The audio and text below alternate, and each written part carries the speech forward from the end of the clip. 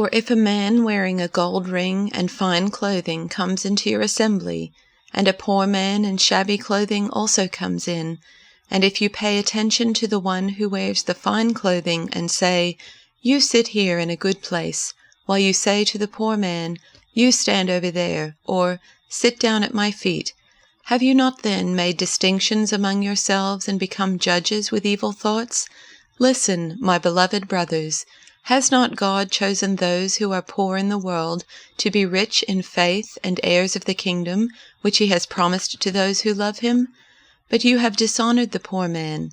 Are not the rich the ones who oppress you, and the ones who drag you into court? Are they not the ones who blaspheme the honorable name by which you were called? If you really fulfill the royal law according to the Scripture, "You shall love your neighbor as yourself," you are doing well. But if you show partiality, you are committing sin, and are convicted by the law as transgressors.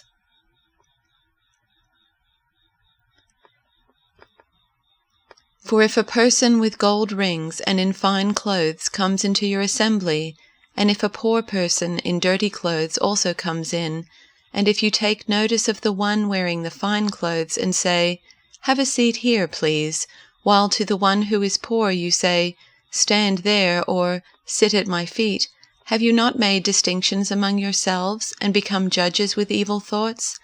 Listen, my beloved brothers and sisters. Has not God chosen the poor in the world to be rich in faith and to be heirs of the kingdom that he has promised to those who love him? But you have dishonored the poor. Is it not the rich who oppress you? Is it not they who drag you into court? Is it not they who blaspheme the excellent name that was invoked over you? You do well if you really fulfill the royal law according to the Scripture, "You shall love your neighbor as yourself." But if you show partiality, you commit sin and are convicted by the law as transgressors.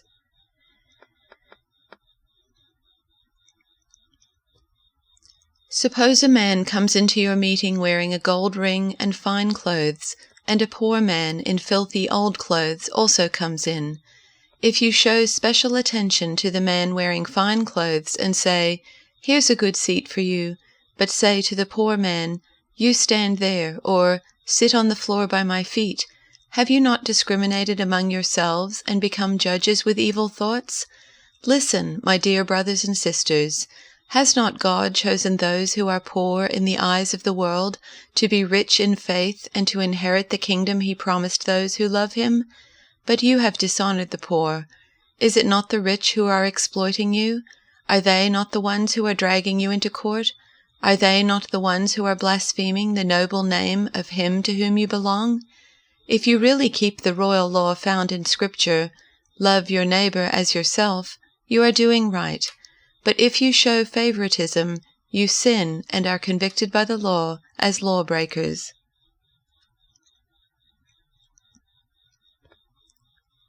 For example, suppose someone comes into your meeting dressed in fancy clothes and expensive jewelry, and another comes in who is poor and dressed in dirty clothes.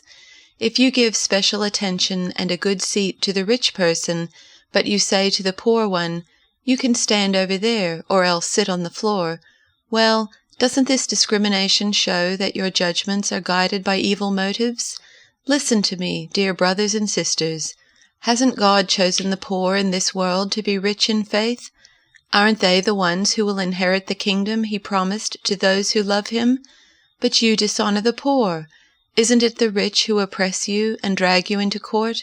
Aren't they the ones who slander Jesus Christ, whose noble name you bear?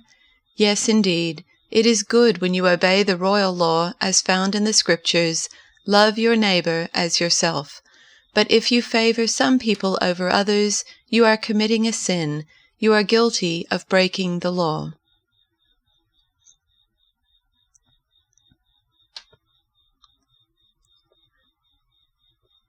If a man enters your church wearing an expensive suit, and a street person wearing rags comes in right after him, and you say to the man in the suit, "Sit here, sir, this is the best seat in the house," and either ignore the street person or say, "Better sit here in the back row," haven't you segregated God's children and proved that you are judges who can't be trusted?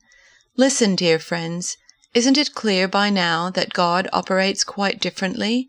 He chose the world's down and out as the kingdom's first citizens with full rights and privileges. This kingdom is promised to anyone who loves God, and here you are abusing these same citizens. Isn't it the high and mighty who exploit you, who use the courts to rob you blind? Aren't they the ones who scorn the new name, Christian, used in your baptisms?